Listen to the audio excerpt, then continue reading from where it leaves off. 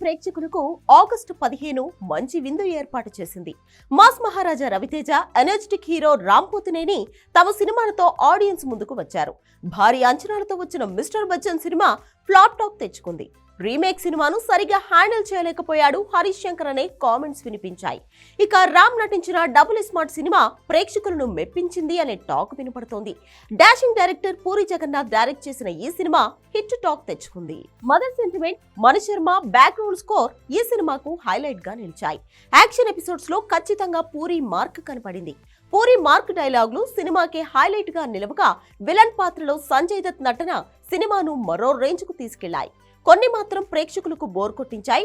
Cinema బాగా lag ఉందని, అలాగే రివెంజ్ కాన్సెప్ట్ ను పూరి కొత్తగా ప్లాన్ చేసి ఉంటే బాగుండేది అనే టాక్ వస్తోంది. హీరోయిన్ కావ్య థాపర్ మాత్రం స్క్రీన్ పై చించేసిందని, ఆమెను పూరి సినిమా కోసం సరిగ్గా వాడుకున్నాడు అంటున్నారు ప్రేక్షకులు.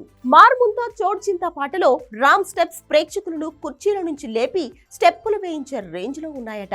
సినిమా టాక్ చూస్తుంటే ఖచ్చితంగా 100 కోట్ల మూవీ అని, సరైన హిట్ కోసం చూస్తున్న పూరికి మంచి హిట్ పడిందని ఆయన ఫ్యాన్స్ పండుగ చేసుకుంటున్నారు. ఇక రామ్ తన యాక్టింగ్ తో సినిమాను ముందుండి నడిపించాడని, సంజయ్ దత్ సెలెక్షన్ సినిమాకు ప్లస్ పాయింట్ అంటున్నారు.